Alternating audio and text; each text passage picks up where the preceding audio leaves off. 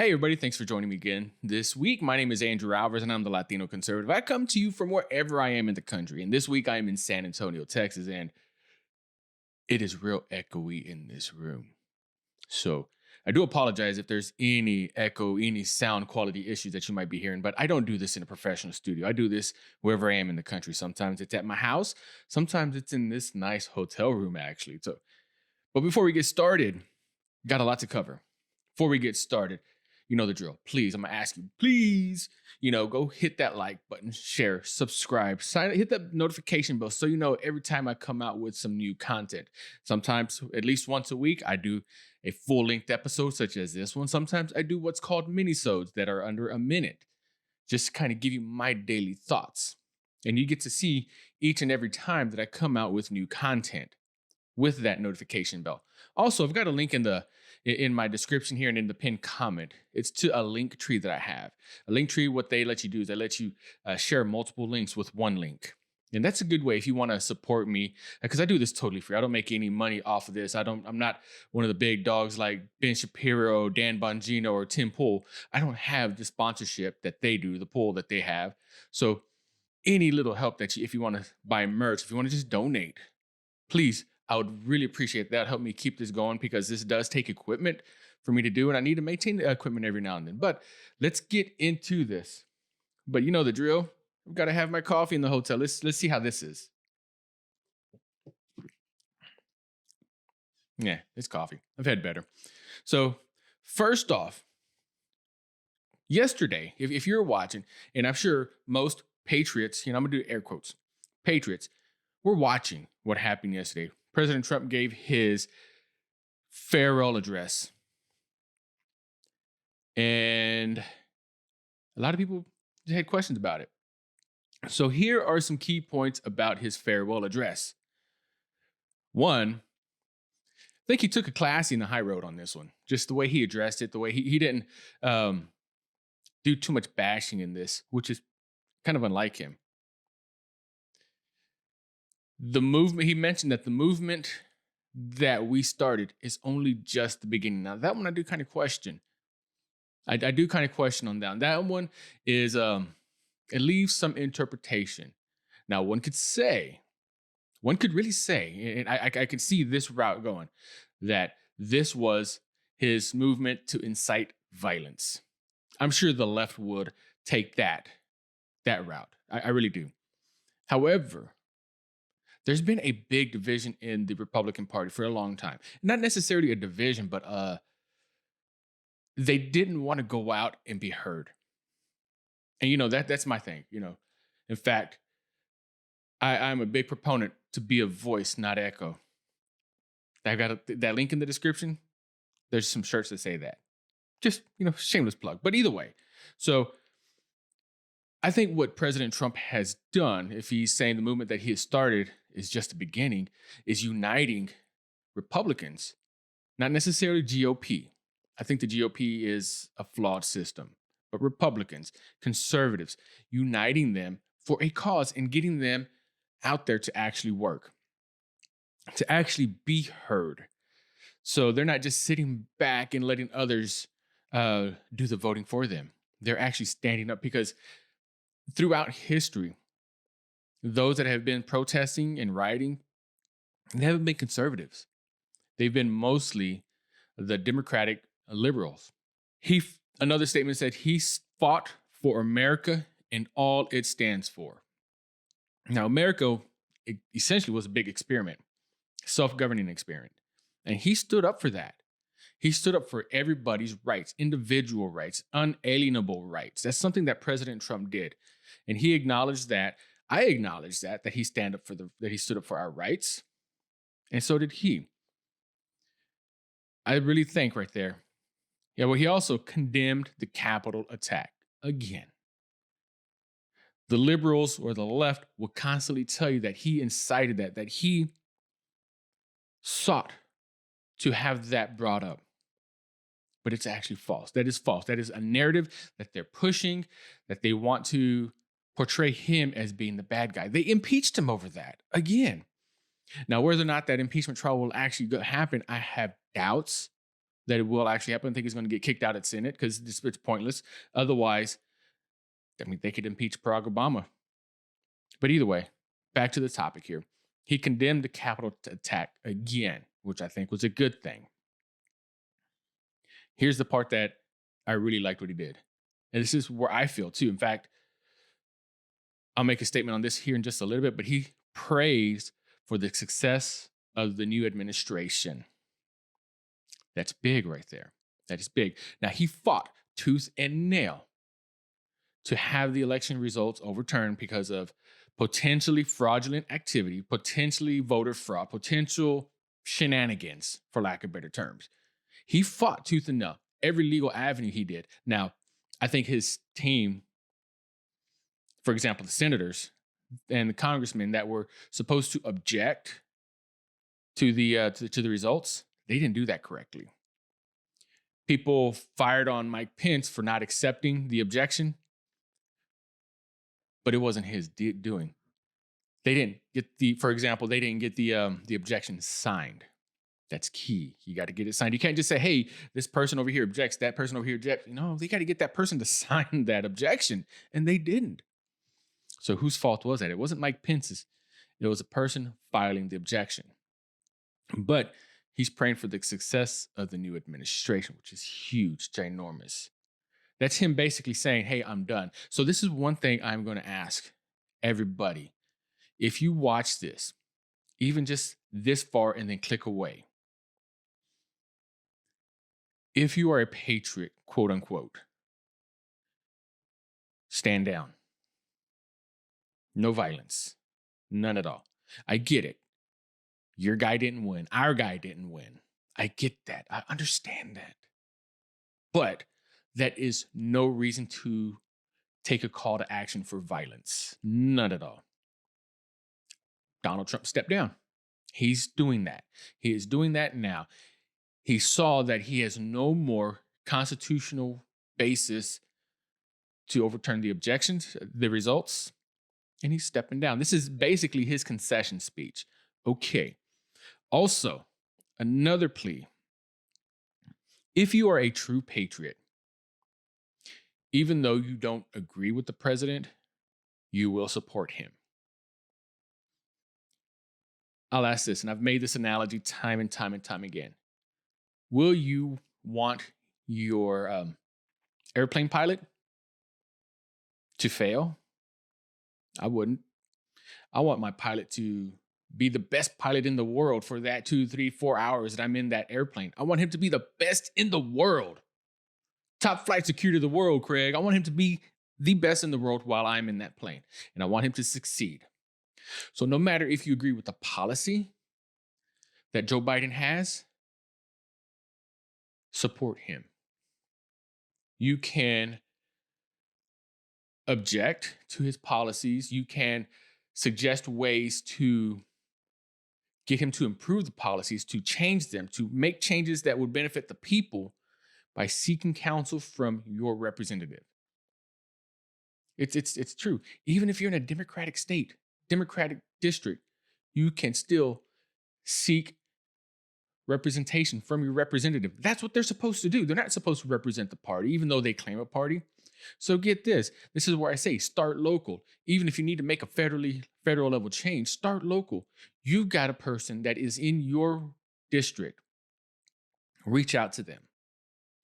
Get others to reach out to them. Soon enough, even if your district has a Democratic representative there, but you've got a lot of Republicans. Soon enough, that representative will realize, hey, if I want to keep my job, I've got to represent these people too. So I need to do what I need to do to make these people happy. And let's break the party system. Let's break it. You can have Democratic values. You can have Republican values, but let's break the party system. Bring back the power of the people, a government of the people, for the people, and by the people. So let's move on before I get too preachy on that, because I could go on and on and on forever on that one. Got to take another sip, though. So the Department of Homeland Security nominee Mayorkas, however you say the name. I'm sorry if I butchered that. He refuses to commit to stopping migrant job seekers. Now, this one's going to touch on me a lot. So the nominee to head the Department of Homeland Security evaded questions during his confirmation hearing Tuesday about caravans of economic migrants headed to the U.S. Senator Ron Johnson of Wisconsin, he's a Republican, asked nominee Alejandro Mayorkas, however you say that, I'm sorry again, if he believed entering the country illegally for economic improvement was a valid asylum claim. He says, Senator, the asylum laws are well established, and they provide that an individual who's fleeing persecution by reasons of his or her membership in a particular social group is deserving of protection. Not an answer. That doesn't answer it. So Johnson quickly asked, okay, but coming here for economic gains is not a valid asylum claim. Would you agree with that? His response was, I believe I articulated the legal theory in it. Not mentioned was the fact administration officials have much legal authority to expand or limit asylum rules. There is a migrant caravan from Honduras largely stalled in Guatemala on Monday. Still, Senator James Lankford, the Republican out of Oklahoma, stayed on the topic with Mayorkas. So they pressed him on this. There's another caravan coming that is seeking asylum. And I knew that was going to happen if President Trump was officially, unofficially, how you want to, once President Trump left office, I knew that there was going to be bands of people coming. I just knew it. It's going to happen because Trump was tough on immigration. He was. I can see why, protecting the U.S. But here's one thing I really and truly, I'm going to take this to the side. Come on, a new topic: immigration and the Capitol raid. So, what you're telling me is we have the ability to see who all was at the Capitol raid. We have the ability to put them on no-fly lists, to fire them. Maybe not so much even because their picture or they were photographed or videoed at the Capitol, but because that device right there that I'm pointing at, and this one right here, they said that we were in the area. We can track everybody in this world, not just the country, in the world. We can track everybody in this world with these two devices. But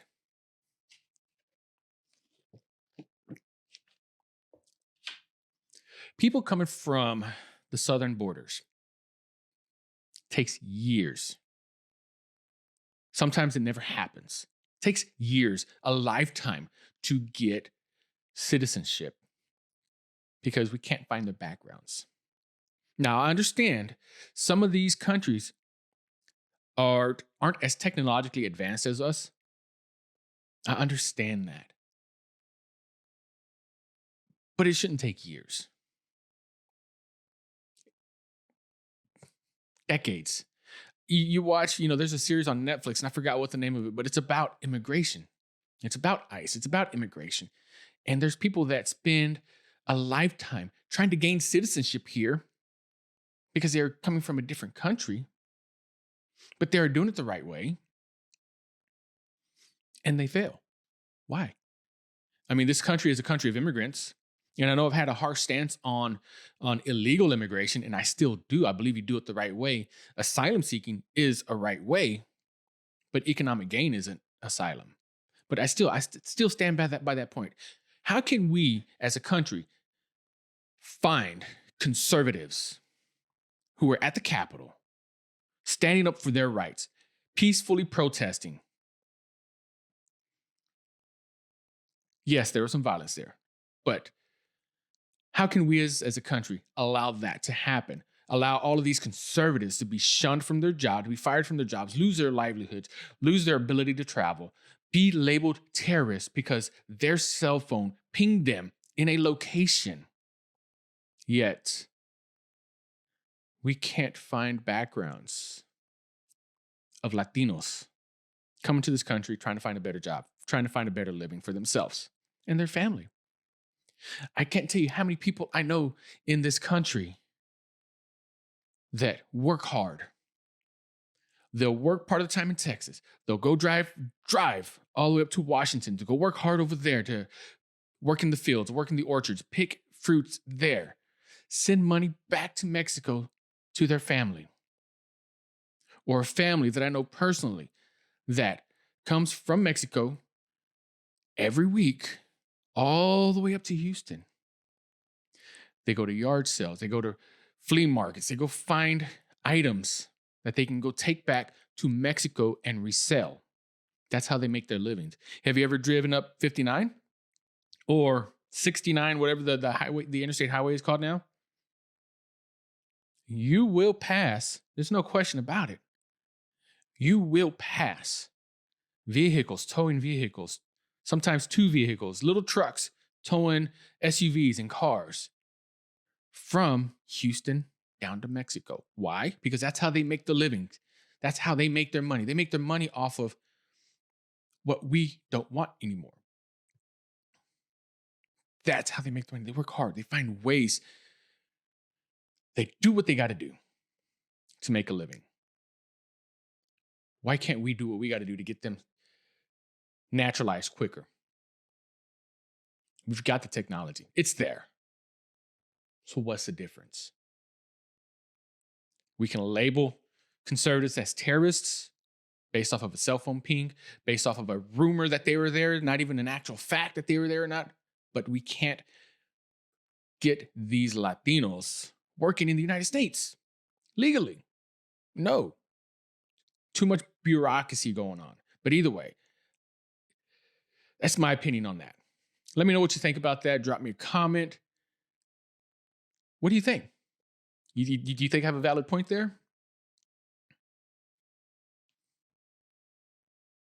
So, moving on. Another nominee here. Another drink. The Secretary of State nominee, Tony Blinken, said that Trump was right on China. Now, what he said was basically that Trump was right to take a tougher approach. Now, obviously, he's not going to have the same policy agreements that Trump has, but he was right to take a tougher approach. In fact, he said President Trump was right in taking a tougher approach to China. Blinken told senators Tuesday during his confirmation hearing as a New York Post. I disagree very much with the way that he went about it in a number of areas, but the basic principle was the right one. I think that's actually helpful to our foreign policy. So Blinken added more agreement with ongoing Secretary of State Mike Pompeo with regards to China, with the Chinese government's treatment of the Uyghur Muslims as genocide. So there's actually a declaration that we agreed, we declared that China has committed genocide against the, and I can't say that name, the Uyghur Muslims. You don't see about that in Google, though. You probably will now that the Democratic Party has agreed to that. But previously, you don't. They're hidden. The Chinese government hides it. Censorship? But what this is saying is that maybe President Trump wasn't bad. Maybe he wasn't wrong on everything that everybody says he was. Maybe those labels that the left put on him were fake, made up. Be a voice, not an echo. Got too many people just hearing a bit of information that some broadcaster on CNN put out there and then says, that's true, that is fact. And they do it with Fox News too. That is true, that is fact. They worship these people. I had somebody say, why do you worship this guy? Why do you worship Donald Trump? And I don't. Support him, but I don't worship him. There's only one person that I worship, and that's God. It's not about worship, it's about support. But we have too many people out here worshiping these left wing media outlets, celebrating them as being heroes because they gave a label. Exactly what happened, what I said was going to happen, happened. The elections are over, so they got to find a new way to go. CNN is already losing stock shares. In fact, I think, if I'm not mistaken, they lost one of their main guys, Cuomo's brother. They reassigned him.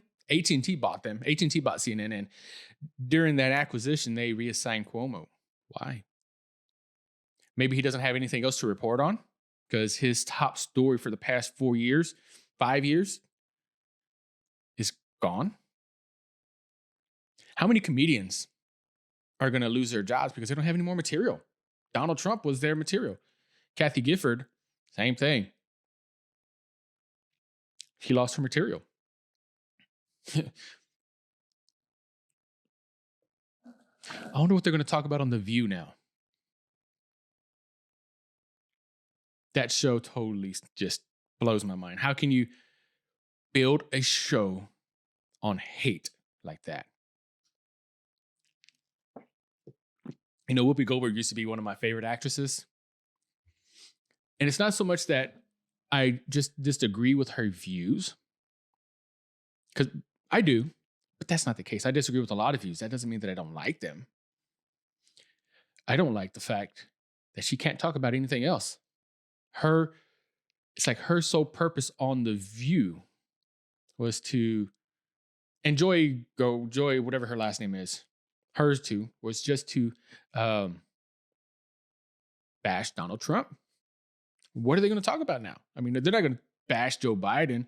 They're definitely not going to bash Kamala Harris because she is a female of darker skin color. Who are they going to bash now? Ted Cruz? Mitch McConnell? Maybe that'll actually be a good thing. Maybe they'll actually come up with original content. Ooh. But back to the media. I saw an article, and it was kind of misleading. It was on Newsmax. Twitter decries CNN as it seeks Newsmax ban. It's kind of a hypocritical post, I thought, originally. I did think, because Twitter has gone on record of saying that there should be no censorship during an election year when it comes to the Ugandan elections. But in the United States, they how many posts did they remove? How many they banned Donald Trump? They banned his account. I wonder if they're going to reinstate it after the inauguration. But either way, so I saw that, and it was a little misleading. Twitter decries CNN as it seeks Newsmax ban, I'm sorry. But the gist of this one is social media users came to the defense of Newsmax after CNN and its commentators openly called for Newsmax and other conservative outlets to be virtually thrown off air, decrying what they see as a new fascism, socialism, and even totalitarian theme of the novel George Orwell's 1984. Twitter users slammed CNN's call for censorship of Newsmax. Newsmax noted that CNN is clearly worried about the network's rise, that it has become the fourth highest rating cable news channel in the US. And that's real quick because they haven't been out long. But now they are fourth. Fox News contributors Lisa Booth condemned CNN reporter Oliver Darcy's Twitter post, which referred to claims of elections denialism. That's a new term, right?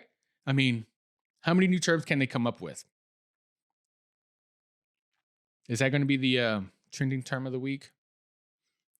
And so The claims of election denialism and insinuating Verizon's, Fios, AT&T, which owns CNN, and Comcast should remove Newsmax from their cable system. So they're going straight up to the top right away because they're scared. I mean, today's mantra isn't if you can't beat them, join them. It's if you can't beat them, cancel them. So, in quotes, and this is, let's see, who is it? In quotes saying, Oliver, this is just wrong to try to get them to shut down. What kind of totalitarianism society are you going for? Booth wrote on Twitter. CNN recently had to settle its big lawsuit for getting the facts wrong. And they even had, I want to say, Candace Owens even had a lawsuit against them. I don't know for sure. I had to double check that. Fact check that for me, please. Somebody fact check that. Darcy on January 8th blamed conservative media for instigating protests at the Capitol.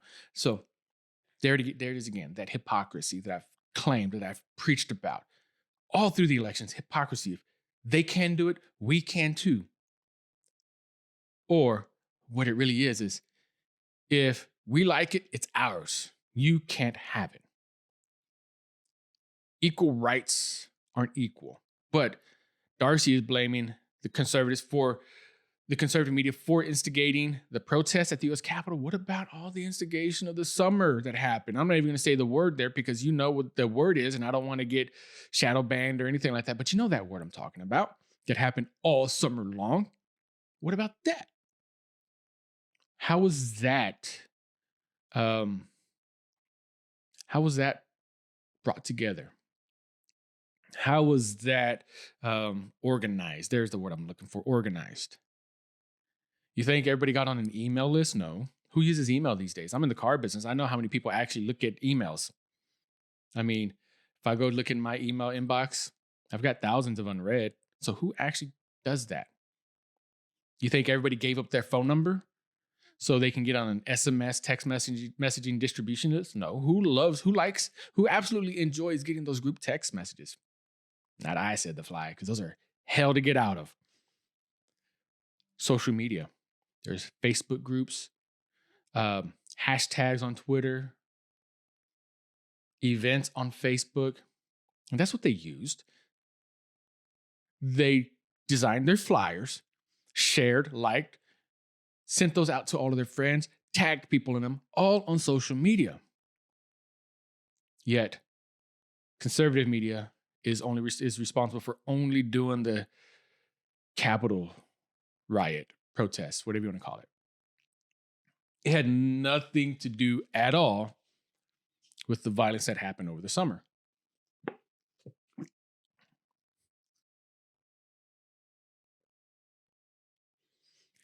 Here's another statement that Darcy said. After all, it was the very lies that Fox, Newsmax, and OAN, that's the One American Network, spread that helped prime President Trump supporters into not believing the truth, that he lost an honest and fair election. I'm not even going to touch on the election results, the potentiality of any shenanigans that happen in there, but no matter what you believe, there's more people out there that think that President Trump actually won than I think may have actually voted for him. But either way, he labeled that as a lie. Because he labeled it as a lie, it's a lie. That's the left's modus operandi. They label something and it's that. Whatever they label, it's that. Let me touch on something real quick. I could very well say an experience I had last night was racist. I could. Am I? No. So I go down to the bar at the hotel. Had a long day at work. Trying day. My brain hurt. It was that kind of a day yesterday, which is why this is being shot on a Wednesday and not on a Tuesday. But my brain hurt yesterday.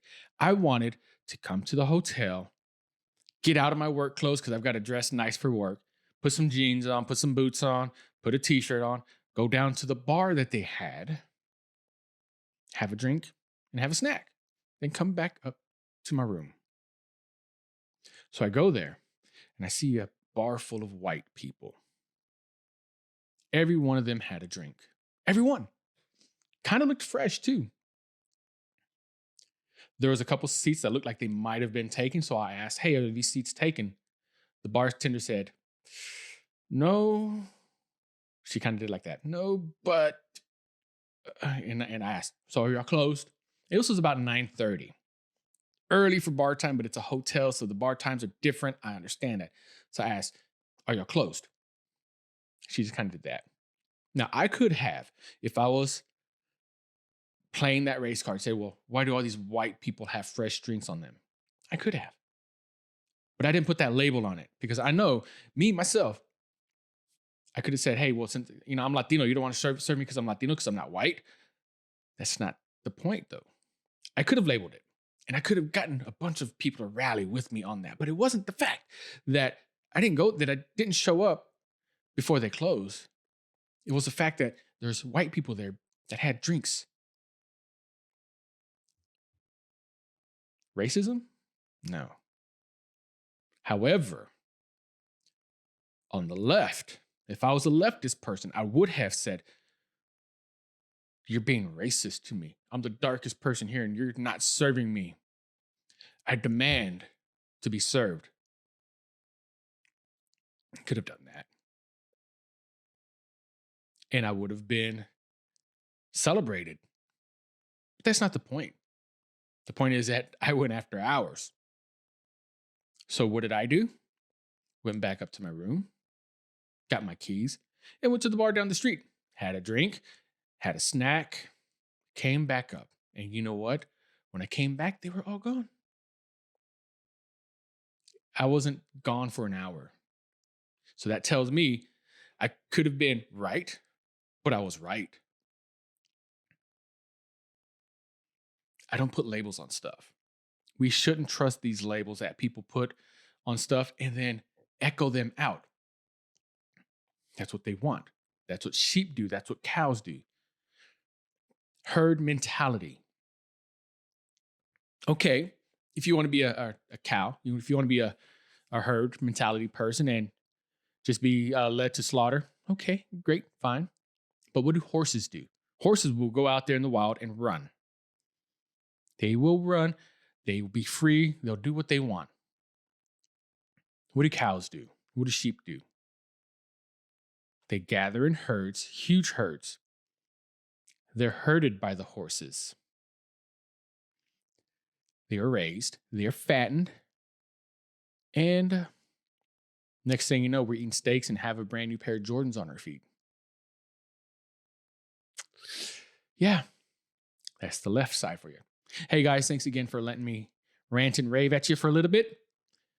Don't forget, like, share, subscribe. Hit me up in the comment section. If you're watching this on Rumble, go subscribe on YouTube. And vice versa. If you're watching this on YouTube, go subscribe and like it on Rumble. I like I said, I'm trying to monetize this just a little bit, just so I can make sure I have my equipment up to date, protected. Because I'm doing this all on my own. You can support me by sharing this channel by clicking one of the links down below in my link tree. You have links to merch there. You have links to just donate if you want to do that.